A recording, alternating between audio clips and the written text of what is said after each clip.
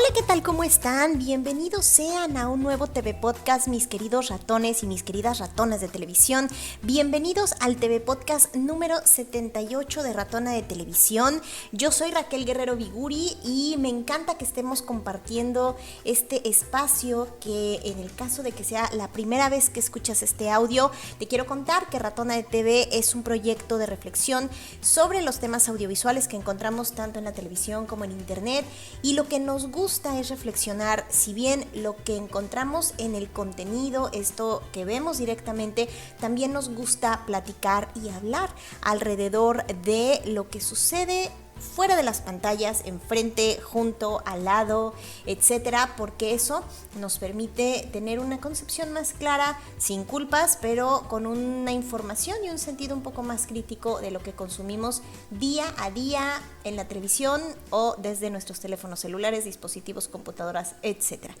Este TV Podcast está presentado por el Manual de Formatos Audiovisuales del Siglo XXI, Televisión e Internet, que ustedes pueden encontrar en www.ratonadetv.com, y es un texto que yo escribí a la gente que quiera y que esté interesada o que esté estudiando comunicación o cuestiones afines, por ejemplo a los influencers, por ejemplo que quieran seguir analizando a la televisión desde sus formas, las características de cada uno de los formatos que nosotros vemos en televisión, qué diferencia hay entre una serie o entre un programa de antología o una telenovela, etcétera. Todo lo van a poder encontrar ahí, y también los distintos formatos y características que giran en torno a los formatos que encontramos en YouTube. Dicho lo siguiente, me gustaría mucho platicarles en este podcast una reflexión que trataré de hacer lo más breve posible, que abone un poco a la conversación que hay a propósito del próximo Día Mundial de la Mujer, Día Internacional de la Mujer, que es el 8 de marzo, y que lo que está sucediendo en México, que es el país donde yo grabo esto y donde vivo, es que se ha visibilizado mucho más que antes la violencia de género en niveles que quizás por el tipo de difusión que se da ahora a las noticias, quizá por la capacidad que tenemos ahora de verlo todo tan rápido en nuestro dispositivo, pero tristemente se sigue hablando de violencia de género y se siguen documentando casos terribles, y a partir de esto hay un movimiento que después del día 8 pues se va va a suceder el día 9 de marzo, el lunes, que es donde las mujeres van a estar de alguna manera de brazos caídos, en una manera de protesta, en una suerte de protesta pacífica, porque la violenta ha tenido otras consecuencias y quizás no los resultados queridos, pero en este caso el movimiento es para que de manera pacífica, simplemente a partir de las ausencias, se visibilice el papel de la mujer y se pueda llegar a hacer algo en los niveles que correspondan para que las mujeres tengamos más seguridad y estemos un poco, en la medida de lo posible, o un mucho más seguras de poder vivir nuestras vidas tranquilamente, sin temor a ser violentadas, ni física, ni sexual, ni verbalmente. Tomando esto en cuenta, no encontraba yo una manera de hacer un podcast que tuviera que ver con esto, o que pudiera yo unirme a esto, hasta que pues empezaron a presentarse algunas cosas y dije, ok, el TV Podcast va a ir sobre esto, porque si bien es cierto que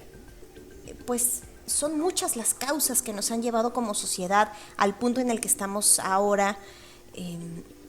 pues en esto que parece una descomposición social, que lo es, y que se están perdiendo un montón de cosas, el valor de la familia, los valores en general humanos, etcétera. Los medios de comunicación obviamente tienen una parte muy importante dentro de las concepciones o las representaciones de la mujer. Y para muchos, uno de los peores cánceres del mundo mundial que existen respecto a una postura que no ha sido la correcta en cuanto a mostrar a la mujer como un ente capaz de hacer cosas y un ente capaz de estar inmerso en la vida económica, en la vida laboral, en la vida social en sí, pues son las telenovelas, donde desde hace muchos años lo más evidente en este tipo de historias son mujeres sumisas, abnegadas y violentadas, que vamos a platicar un poco en este podcast. Realmente tratar de entender es muy complicado si lo que los creadores están poniendo en pantalla o pusieron en pantalla fue una posibilidad para que la gente se viera ahí representada y tomara acción, o visto con otros ojos, si esto era una fiel representación de aquello que se está normalizando, de aquello que se da como una conducta aceptada y aceptable porque lo dice la televisión. Y esto es muy complicado, y yo les he querido hablar de la violencia desde varios puntos de vista, pero creo que este es uno importante, porque yo tenía un punto que quería llegar a él y de repente las cosas se me salieron un poco de control, y quiero comentarles a ustedes dónde empezaron mis hipótesis para este podcast y en qué terminó, porque creo que yo soy una persona que desde el punto de mi estudio, que son los creadores, trato de defender un poco el punto al que llegan. Yo no me meto con la cuestión de las audiencias ni nada de eso, no tan intensamente, digámoslo así, y me gusta defender desde mi trinchera lo que es el género de la telenovela, porque creo en él y me gusta, pero tampoco puedo evadirme de algunas otras cosas que son ciertas y que son otro tipo de interpretaciones que le dan las personas cuando las miran desde otros ojos. Y todo esto parte de inicio porque me encontré con un texto muy interesante donde se le hace una entrevista al productor y director Antulio Jiménez Pons, un hombre que ha sido pionero en el quehacer televisivo, que empezó junto con la televisión en los años 50 y que iba, digamos, en el mismo grupo de creadores en donde estaban Luis de Llano Palmer, que bueno, él empezó más bien como ejecutivo, pero por ahí va, también aportó mucho a lo que conocemos como la televisión mexicana actual, y también obviamente Ernesto Alonso, Valentín Pimstein, etc. Y me encontré una entrevista de Antulio Jiménez Pons,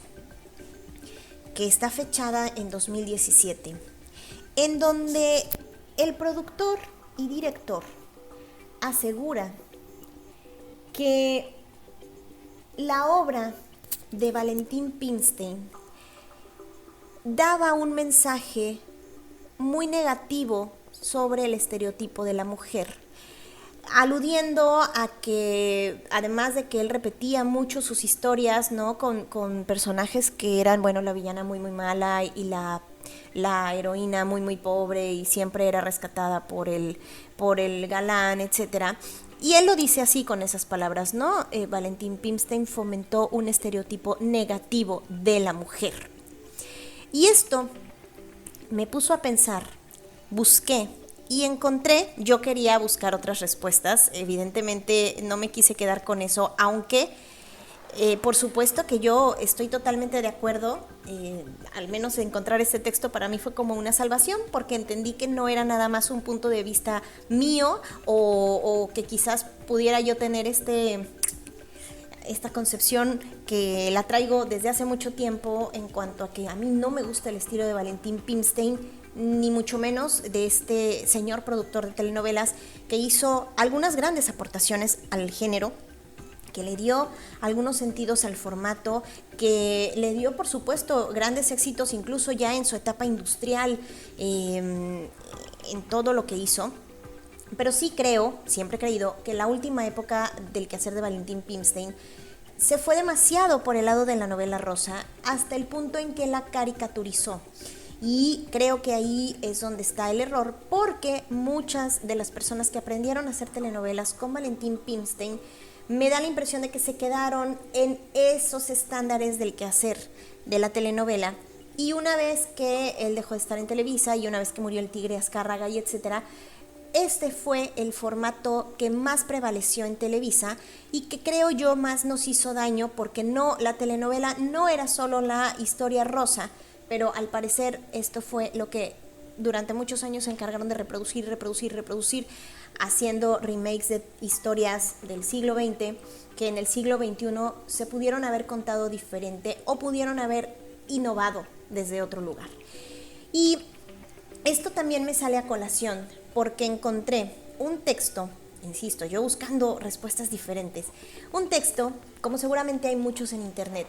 que es una publicación es un, ¿cómo se llama? Un texto, un artículo que está publicado por la Universidad de Medellín, que se llama Anagramas, Rumbos y Sentidos de la Comunicación. Y en 2017 publican un texto llamado Las telenovelas como generadoras de estereotipos de género, el caso de México. Está escrito por dos personas, Marta Estela Pérez de la Universidad Autónoma de Ciudad Juárez, México, y Sandra Adriana Leal de la Universidad de Quindío, en Colombia. Y yo empecé a leer el texto y de repente creo que el aporte, si ustedes lo quieren buscar, se los voy a dejar en la cajita de información. Y yo creo que iba todo muy bien. Para mí el texto está muy completo. Creo que es una mirada sumamente crítica y da mucha información y da muchos datos y citas. O sea, tienen un buen sustento teórico y digamos de bibliográfico, pues, para respaldar lo que están proponiendo. Pero me resultó un poco extraño que en pleno 2017 estas dos personas hicieran una reflexión de las telenovelas, donde empezaran hablando de Senda Prohibida, que fue la primer telenovela como tal en México, estamos hablando de 1957-58, y terminan hablando de Mirada de Mujer. Entonces me parece que para el 2017, irse tan en la historia, por lo menos me hubiera agradecido que lo hubieran puesto en el texto, que lo que estaban haciendo era como una especie de antecedente, porque aquí es cuando pienso que es muy interesante encontrar que muchas personas ven a las telenovelas como un objeto de estudio. Sin embargo, la impresión que yo tengo con estas dos chicas es que ellos son particularmente personas que hablan de los discursos de género,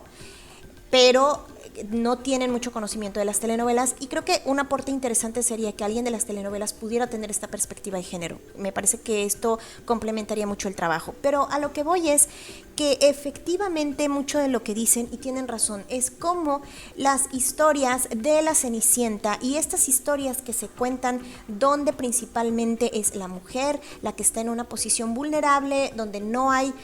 una persona que tenga un trabajo o que tenga dinero o que consiga dinero por su propia cuenta, y en donde siempre haya una dependencia del hombre, y desde ahí comienza la premisa de una serie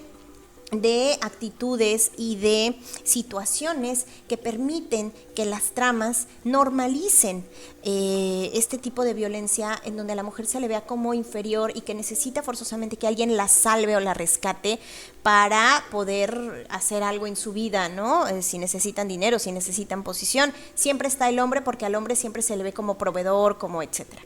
Esto es lo que ellas dicen, tomando como investigación o como parámetro desde Senda Prohibida hasta Mirada de Mujer. Yo lo que empecé haciendo con este planteamiento es que dije, a ver, ok, lo dice Antulio, yo lo entiendo, ellas lo leen como un antecedente, pero ¿por qué no pensar en lo que es la telenovela del siglo XXI? ¿Por qué no nos vamos a buscar los títulos de el 2000 en adelante? Y mejor aún, si algo me está detectando esto, y otra de las cosas que también tengo aquí guardadita, que es un texto que pude hacer en mis estudios de maestría, que encontré, bueno, más bien tuve la oportunidad de estar en una materia, de cursar una materia. Mi maestría era de Cultura y Comunicación, y tuve la oportunidad de estar cursando una materia de la maestría de Literatura Mexicana de la Universidad Veracruzana, en donde lo que estuvimos estudiando fue todo el semestre la corriente literaria del romanticismo, que lo que me decían mis maestros es que, bueno, pues a mí me iba a funcionar muy bien porque si yo ponía atención y buscaba en todo el contenido, me iba a dar cuenta que el romanticismo, así como se dio, no como fueron sus orígenes, digamos, europeos, sino como se dio en Latinoamérica y particularmente en México, iba yo a encontrar una gran similitud entre esos relatos del siglo XIX y mi objeto de estudio, que eran las telenovelas, y efectivamente encontré en el camino, me encontré y tengo mi trabajo final, que es el que estoy utilizando para platicar de esto. Estuve leyendo una novela que se llama Hermana de los Ángeles, que está escrita o fue escrita por Florencio M. del Castillo, un hombre que primero fue médico, estudió medicina, que dejó la carrera trunca, después se hizo periodista, puso sus servicios periodísticos y literarios al servicio del pensamiento liberal, de la Reforma, y bueno, pues después el cuate terminó siendo diputado suplente del primer Congreso Constitucional, y de pronto a mí me llamó mucho la atención porque pues leyendo esto que es el trabajo final, y para argumentar mi trabajo final también me fui a la referencia de algunos autores que me dieron ahí el material, y uno de ellos, Octavio Paz, que pues gustosamente decía que efectivamente el romanticismo era una corriente literaria, pero también había sido una estética, había sido una moral y por supuesto había sido una política. ¿A qué voy con esto? O al punto al que me parecía raro, que aquí no nada más era la visión de una persona que estaba escribiendo una historia en donde había una mujer que era la protagonista, que le llaman ellos en el tópico, los literarios, o al menos así me lo enseñaron a mí, el tópico del ángel. La protagonista era una mujer etérea, blanca por supuesto, delgada, siempre vestida de blanco, que tal cual en la novela la describen como un ángel, que representaba la pureza, la virginidad, el amor puro, etcétera. Y esto era en contraparte con otro personaje que era, digamos, totalmente el antagónico, que se llamaba Dolores, y que el autor describe, bueno, una mujer viuda, robusta, y que es una de esas mujeres que parecen criadas para inspirar pensamientos voluptuosos. Entonces, todo el tramo de esta historia y parte de lo que yo reflexioné en mi trabajo final es cómo este tipo de mujeres, la mujer que inspira pensamientos voluptuosos, que normalmente son estas mujeres que ponen como antagonistas o villanas, ¿no? Siempre ocupan un rol antagónico o negativo. Aquellas mujeres que sí tienen un espacio en la vida pública, que sí participan, que sí están en bares, que sí están en fiestas, que sí, porque son desenfrenadas, que sí, y eso eran atributos negativos.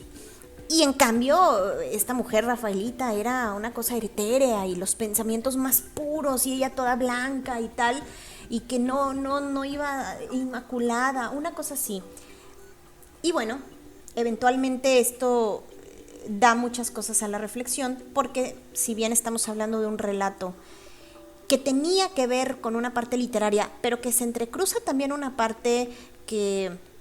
de alguien que también estaba participando activamente en las cuestiones políticas, y que propiamente se está hablando de que la telenovela,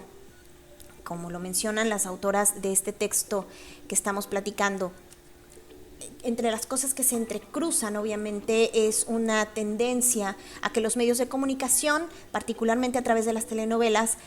tuvieran esta posibilidad de marcar un deber ser de las mujeres, una normatividad en sus comportamientos, que se les dijera qué era lo correcto y lo que no era correcto, y se hiciera una señalización muy fuerte de las mujeres, aquellas mujeres que sí eran las que vivían y las que le daban placer al cuerpo, etcétera, como algo negativo. Esto pues no es nuevo.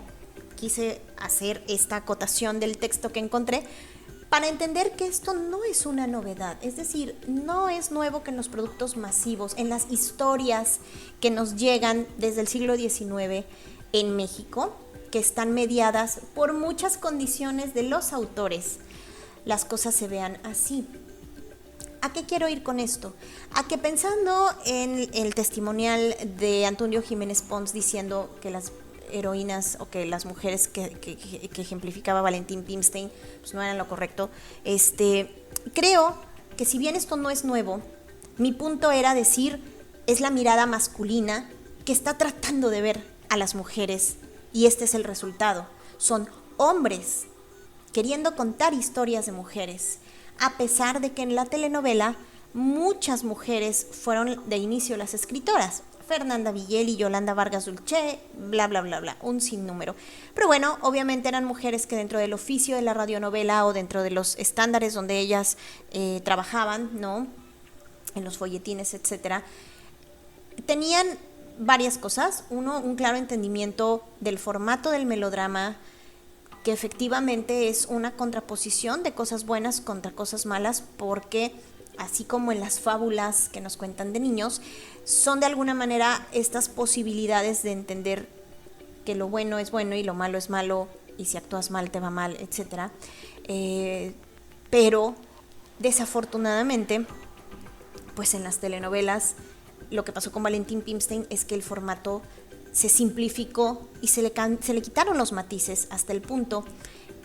en el que hoy esto que se reprodujo y se reprodujo y se reprodujo, pues hartó y cansó a la gente y los ejecutivos decidieron dejar de producirla en lugar de buscar la manera de evolucionarla. Y ahí es donde está lo triste, porque cuando yo quise pensar y decir, ok, vamos a centrarnos, olvidémonos de lo que son los antecedentes y lo que ya vimos. ¿Cuál ha sido la construcción emocional de esta educación emocional que nos dan las telenovelas en el siglo XXI? Y me puse a revisar, y no nada más eso, me puse a buscar a las productoras que de alguna manera son las que determinan mucho de lo que vemos en la pantalla, en el entendido de que un productor de telenovelas, o una productora en este caso, es aquella persona que hace una traducción audiovisual de lo que está en el papel, poniéndolo en términos de dirección, de cómo está contada esa historia, en qué lugar, con qué vestuario, con qué ropa, con qué maquillaje, con qué actores, etc. Es una traducción audiovisual. Y entonces cuando las mujeres hacen esta traducción audiovisual, pueden ser muy afortunadas porque nos pueden dar protagonistas que tengan otra función en la vida que no sea sentarse a esperar a que les pasen toda clase de vicisitudes, como sucede en muchas ocasiones, o tener otro tipo de roles más activos. Y productoras de telenovelas hasta ahora no son tantas, pero tampoco podemos decir que son pocas. Por lo menos en Televisa, ahí están los nombres de Carla Estrada, de Rocío Campo, de Lucy Orozco cuando estaba produciendo, que ya es más bien de cine. Tenemos a Lucero Suárez, tenemos a Mapat, tenemos a Angelina Esma, no me acuerdo nunca del nombre, perdónenme, pero siempre soy malísima para el nombre de Nathalie Larteriux, no sé si lo estoy pronunciando bien. Es decir, hay muchas, y si pensamos también en televisión azteca, bueno, pues desde Lisa Salinas, Fides Velasco, digo, hay varias, ahorita no recuerdo todas, pero son muchas las mujeres. A mí ahora lo que me resulta, y ya para ir concluyendo, es, creo que para mí la decepción fue que quise platicarles en este podcast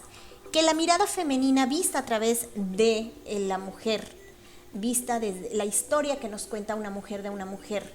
va a ser diferente. Y me di cuenta que es diferente con sus propias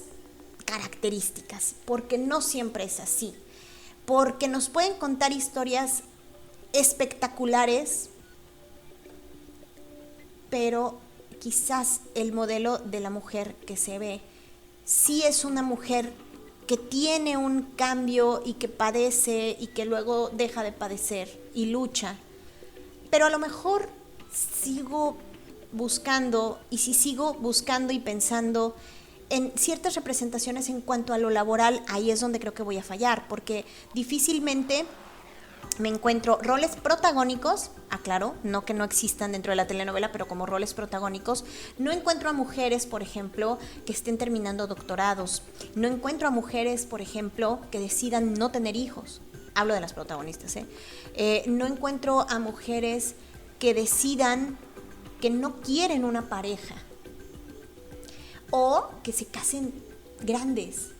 O que sean las mejores tías. Hay un montón de mujeres que no estamos representadas en las telenovelas, que sería una maravilla. Obviamente de no ser porque hay muchas cosas que median a la telenovela. Básicamente, como les he estado contando, sí hay una cuestión, obviamente, que se piensa en cuestiones de líneas de gobierno directas o de la misma empresa. También hay una línea con la religión, que pues esa tampoco la podemos evitar, pero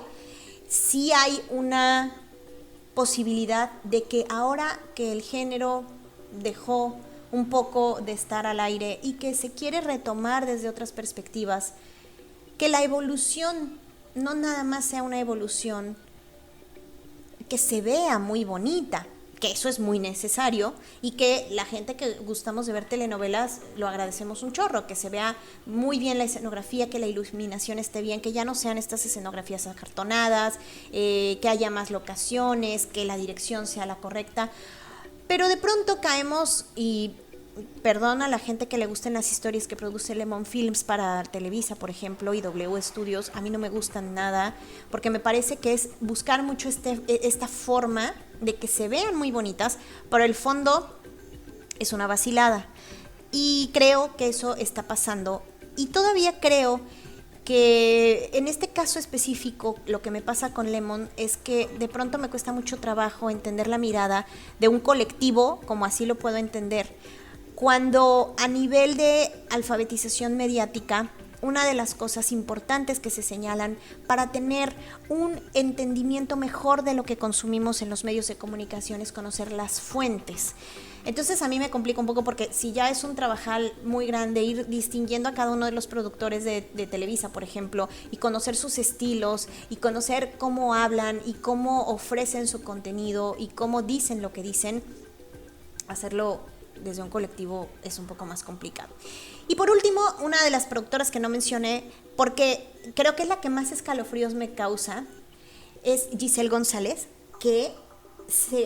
para muchos es una gran productora. A mí me gusta mucho su trabajo, sin embargo, no me encantan sus historias. Creo que tiene una buena narrativa y aquí ya la voy a dejar. Les voy a dejar también un podcast que tengo al respecto, porque aunque yo no vi La Candidata, vi los últimos capítulos e hice una reflexión